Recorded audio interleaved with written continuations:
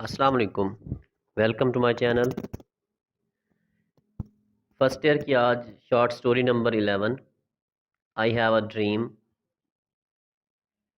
11ویں کہانی جو ہے میرا ایک خواب ہے، جو کہ مارٹن لوتھر کنگ جونیئر کی لکھی ہوئی سٹوری ہے، جو کہ ایک امریکی انسانی حقوق کی آواز۔ یہ سیاہ فام امریکی تھے کہ جنہوں نے شہریوں کے حقوق کے لیے، سیاہ فام امریکیوں کے حقوق کے لیے، افریقی لوگوں کے حقوق کے لیے ایک تحریک چلائی تھی۔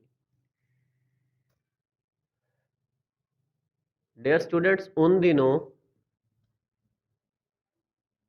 امریکہ، برطانیہ، ان علاقوں میں سفید فام، گوری چمڑی والے لوگوں کی ویلیو زیادہ تھی، ان کی بات زیادہ سنی جاتی تھی، اور سیاہ فام لوگوں کی کوئی قیمت نہیں تھی، کوئی ویلیو نہیں تھی۔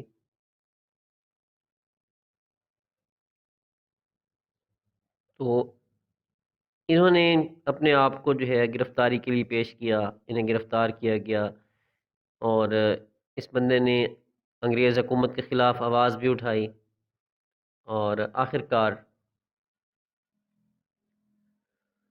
ان کی بات کو مان کے سیاہ فام امریکیوں کو، افریقیوں کو، سیاہ فام لوگ جو حبشی النسل لوگ تھے، ان کو ان کے حقوق ملنا شروع ہوئے۔ تو مارٹن لوتھر کنگ کو باقاعدہ ایوارڈ بھی ملا، نوبل انعام جو ہے وہ بھی ملا، اور یہ شخص 1968 میں قتل ہو گیا۔ بہرحال اس سٹوری کے اندر مارٹن لوتھر کنگ نے ایک تقریر کی تھی، اور اس تقریر سے چند اقتباسات جو ہیں یہاں رکھے گئے ہیں۔ اس نے خطاب کرتے ہوئے کہا تھا کہ اسے علم ہے، وہ جانتا ہے کہ سیاہ فام لوگ مختلف جگہوں سے سفید فام لوگوں کے ظلم کی چکیوں میں پستے ہوئے، پولیس کی بربریت کا شکار ہوتے ہوئے، اس کو برداشت کرتے ہوئے اس کا جلسہ سننے کے لیے، اس کا خطاب سننے کے لیے آئے ہیں۔ تاہم وہ کہتا ہے کہ مجھے یقین ہے کہ ایک روز ایسا آئے گا کہ جب صحیح معنوں میں لوگ جو ہیں وہ آزادی کے ساتھ زندگی گزارنے کے قابل ہو جائیں گے۔ اس کا کہنا یہ بھی ہے کہ اس کا ایک خواب ہے کہ ایک دن ایسا آئے گا کہ جب سیاہ فام لڑکے لڑکیاں سفید فام لڑکے لڑکیوں کے ساتھ ہاتھ ملا کر اخوت اور بھائی چارے کے ساتھ زندگی گزاریں گے۔ اس نے اس بات پہ زور دیا کہ جو لوگ آج کل ان کی مخالفت کر رہے ہیں، تو ایک وقت آئے گا کہ جب وہ مخالفت کو چھوڑ کے ایک ہو جائیں گے۔